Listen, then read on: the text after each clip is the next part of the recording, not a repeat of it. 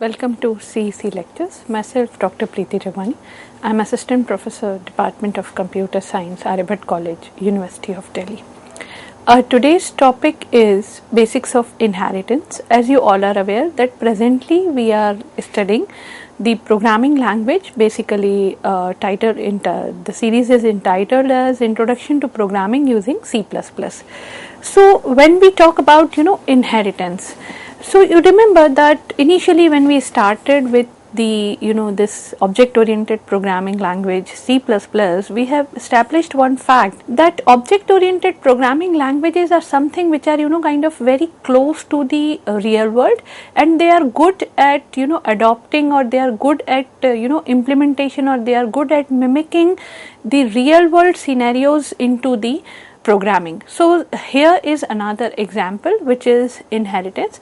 So basically if we talk about inheritance in general terms, so that is something which is inherited from some properties, some characteristics, some objects which are actually inherited from one generation to another generation. So in context of C++, when, or in context of any other object oriented programming language, if we talk about inheritance, we can say that is basically a process in which one object is going to acquire the properties and behavior of its parent objects or of its parent classes.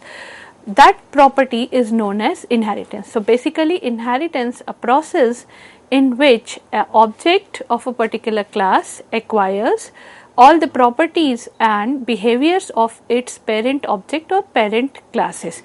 So it is a feature of object oriented programming languages, and it allows the creation of hierarchical classifications. So as I am saying, one level class or object is going to give the properties and behaviors to the another level class and object. So basically there is a creation of hierarchical level of classes. So how this inheritance is going to help us, or how this inheritance is actually, what is this inheritance, let's see in detail.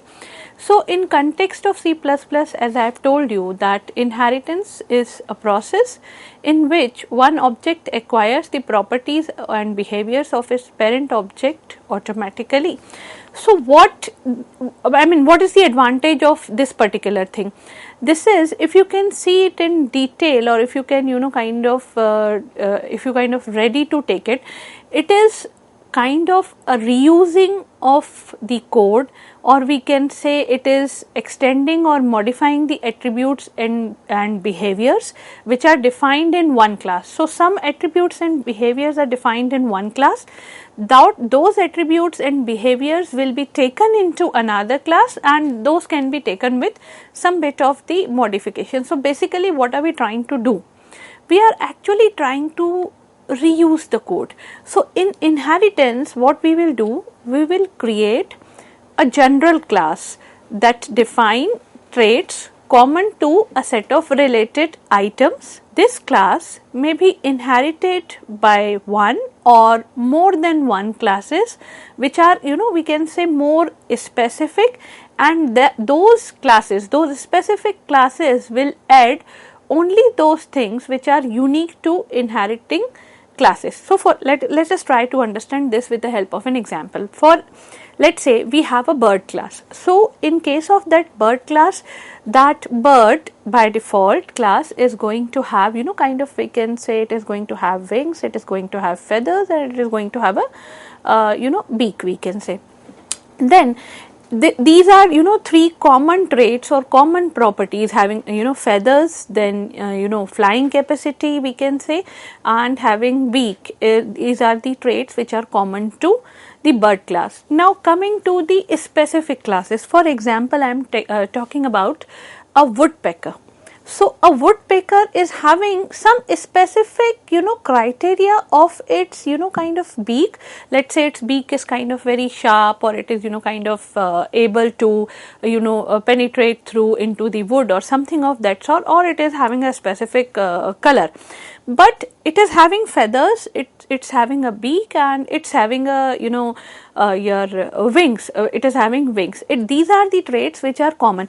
So bird class is the general class, and within the kind of specific class we can have woodpecker, we can have any other class. Let's say we have any other bird it could be. So these specific classes will be inheriting the common traits from the bird class, as well as will be adding only those things or only those properties which are unique to them. For example, a penetrating beak is unique to woodpecker, so that is perfectly fine, that can be added with having the base with along with the having those common traits which are wings, feathers, and having beak. So the class, so here we have two set of classes. One is a common class which is having common traits, and another some specific class which will be taking those common traits and will be adding their own specific features. So the class which inherits the members of another class is derived class. For example, the scenario which we discussed of the bird class, the woodpecker is actually a derived class, and the class whose members are inherited is called a base class. So the bird class is the base class, and we are inheriting its members into woodpecker or into crow class or some other classes. So derived classes, basically we can say specialized classes for the base class. So if you can see, what are we achieving here? The achievement, the biggest achievement in case of inheritance is nothing but code reusability. We have written the code of having beak, we have written the code of related to feathers, and we have already written the code related to your wings thing. And these three things are actually kind of, we can say, inherited, or we can say reused inside the derived classes, which is could be crow class or woodpecker class. So now this is not the end of the terminology, as the derived class and the base class is the class that inherited properties from another class is called subclass or derived class. So basically we can say derived class, or the another name of the derived class is subclass. And coming to the base class, which we are calling is superclass, the class whose properties are inherited by subclass is called the base class or the superclass. So one which is having the common features is giving you is named as superclass or the base class, and one which is deriving the properties, the base properties from the base class and adding its own features is known as the subclass or the derived class. So this was about the terminology. So here we are increasing the, we can say, code reusability, or we are also, along with increasing of reusability of the code, we are also avoiding the duplication of data. Now imagine a scenario in which we are not having this facility of inheritance. So what will happen? For the bird class, you are going to write each and every kind of code, we can say. For the woodpecker class, you will be repeating that code. For the crow class, you will be repeating that code, or and maybe for the peacock class, you are repeating that code as well. So by having common traits into one of the base classes or into one of the super classes, we can say we are avoiding the duplication of data. Let us take one more example of this inheritance implementation which is required in case of programming. Let's say we have a class vehicle. So that class vehicle, each and every vehicle is having some specific fuel amount, which can be filled into it, or we can say it is having some capacity, and it is having one function, which is apply brakes. And now these are actually the basic things, having some kind of fuel amount, having some capacity in terms of engine and all that, and the property to, or the function to apply brakes is something which is common, which is we can say is basic for each and every vehicle. Now coming to the details, for example, let's say we are having three classes, which are bus, car and truck. So this vehicle classes is having some kind of base features, and those base features or those basic features, we can say, will be inherited by all the three classes, which are bus, car and truck. And now all the three classes will obviously be adding the we can say implementation or the requirement of their own. For example, bus may have so many number of tires, this is the length, then this is the seating capacity and so on and so forth, or this is the weight, this could be, or this is the model, this is the company which is kind of manufacturing the bus. This can go with the class bus specifically, that has nothing to do with the class vehicle. Now coming to the class car, so we can say class car, so number of tires is 4 and so engine capacity is already defined in the vehicle, so we need not to define it again. But yes, we can always inherit that fuel amount, capacity and apply brakes thing, and then we can provide specific values to those properties, and also we can add our own properties which are relevant to the car. For example, the kind of model or manufacturing company or something of that sort. Coming to the class truck, it is having some specific features which are other than, we can say, fuel amount, capacity and applying brakes, and which are unique to this class truck particularly, and has nothing to do with class bus or class car. So features which are specific to class truck will definitely be added into this particular class, and features which are common or which are basic to each and every vehicle are already defined into the class vehicle. So we will say class vehicle will act as the base class for class bus, class car and class truck. On the other hand, class bus, class car and class truck are the derived classes or child class for the class vehicle. So whatever features are available with the class vehicle will be taken up, obviously with kind of some implementation details I will be discussing in in a short while. So whatever features are available with class vehicle will be available to bus, car and truck, and bus, car and truck classes will be adding their relevant details, or we can say their more specific details into their own implementation. So basically we can say our inheritance is a relationship. So is a relationship, basically we can say, for example, a car is a vehicle. So vehicle is the base class, car is the derived class, or we can say vehicle is the parent class and car is the child class, or we can say orange is a fruit. So that is also is a relationship. So is a relationship is basically kind of relationship between the two classes, and whenever this is a relationship is present between the two classes, that means there is an indication that we are going to use inheritance in order to have the extensibility of the code, or in order to promote the code reusability and to avoid the duplication of data. So a car is a vehicle, so vehicle having some basic features, car having some specific.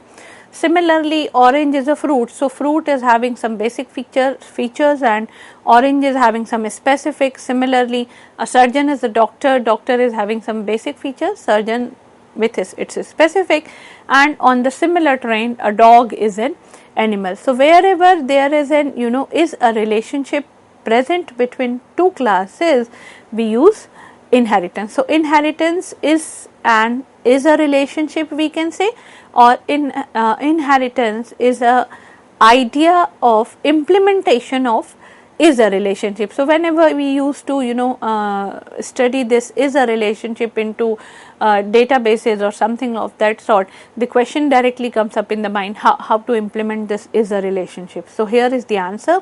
The inheritance is the way to implement this is a relationship. Now coming to the types of inheritance. So there are basically 5 types of inheritance which are supported by C++. These are, I am just reading out the names. These are single inheritance, multiple inheritance, hierarchical inheritance, multi-level inheritance and hybrid inheritance. So basically these types of inheritance are dependent upon number of base classes, number of parent classes, and how this inheritance is taking place. Is it one on one, or is it having multiple is to one or something of that sort, or is it having kind of, we can say, multi level inheritance, or it's a combination of 2-3 strategies, then it's going to be hybrid inheritance. We will be taking into details of this single, multiple, hierarchical, multi-level and hybrid inheritance in the upcoming lectures, or maybe in a short while. We will be taking all these types of inheritance into quite greater kind of, we can say, details. So whenever we talk about the implementation details, now the next thing which we need to address here is how are we going to code this? I mean, what is the way through which we can say that how are we going to declare this is a base class and these are the derived classes. So derived class, so as I have already told you, it is a class which is defined as the class derived from the base class. What is the syntax of derived class? For example, base class is going to have a very, very normal syntax, as good as kind of other class, as good as a normal class. But whenever we talk about derived class, then we need to specifically tell the system that this is the derived class and the corresponding base class is this. So what syntax or what prototype we are going to write here? We will say class derived class name. So for example, class car, then double colon. Please make a note here, it is double colon, then visibility mode. So what is visibility mode? I will be coming to this. So this could be public, or this could be private, or this could be protected. So public, private or protected, any one keyword will come here, and then the base class name, which is, let's say, vehicle. So we will say class car double colon public and then vehicle.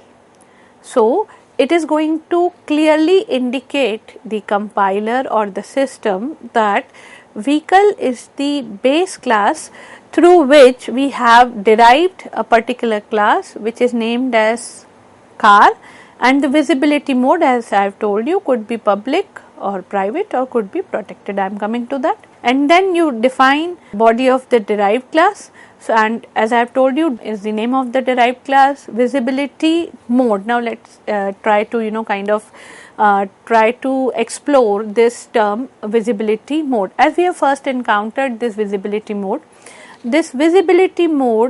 specifies whether the features of base class publicly inherited or privately inherited. It can be public or private. So what does it mean? So for example, when we started C++ initially, we have kind of gone through the concept of access specifier. So access specifier could be private or access specifier could be public, depending upon in which section you are declaring your variables or your data members and member functions.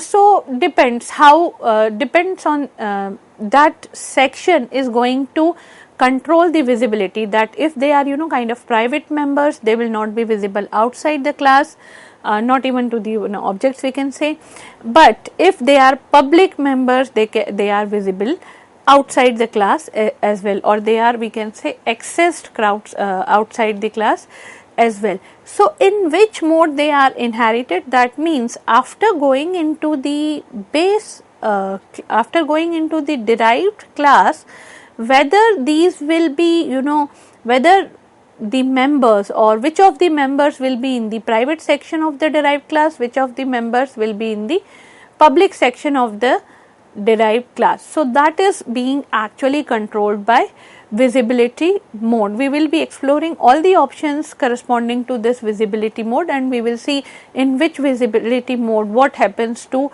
which of the members, that we will take in detail. And base class name, as I have told you, it is the name of the base class.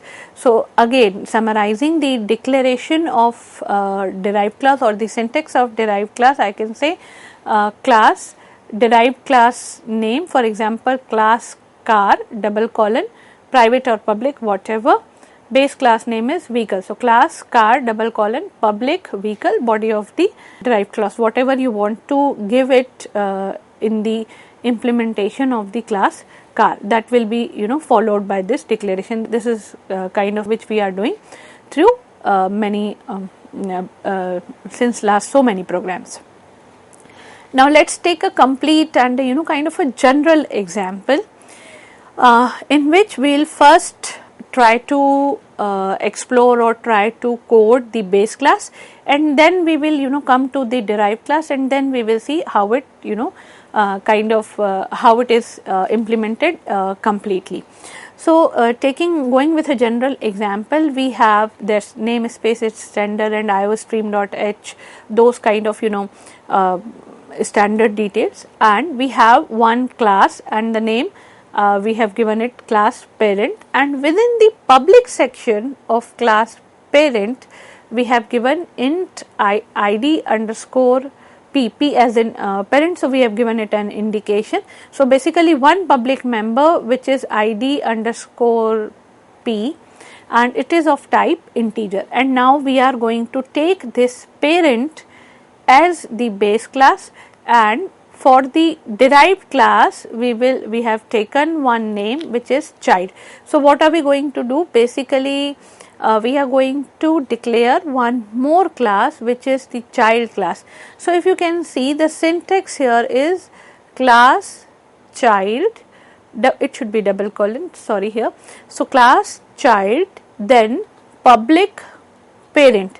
So, class, the name of the derived class child, then public is the visibility mode, and the base class name is the parent.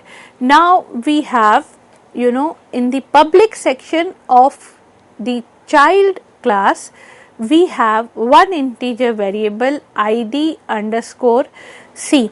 So, id underscore c is the specific detail which is provided by the child class. Apart from this particular detail, or apart from this particular member, it is also having, this child class is also having one member which is id underscore p, and that id underscore p is the member of the parent class. Now, why this child class is having that parent class member? Because this child class is inheriting this parent has already inherited the parent class. So, from the parent class it is having id underscore p, and from its own detail it is having id underscore c. So, now two members are there with child, id underscore p and id underscore c.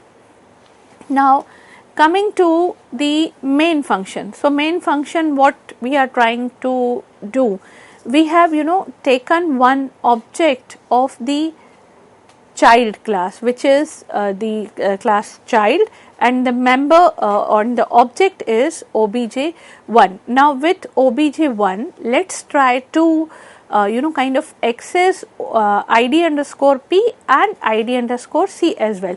So, child obj1, which is the object of child class, and as per the kind of detail of inheritance, it has all the data members and member functions of class parent. Now, why I am saying all? Because the parent class is having only one, or is having only the members present in the public section. Would have been in the private section, the scene will be kind of different, that we will discuss. So, presently as your parent class is only having your kind of, we can say, public section.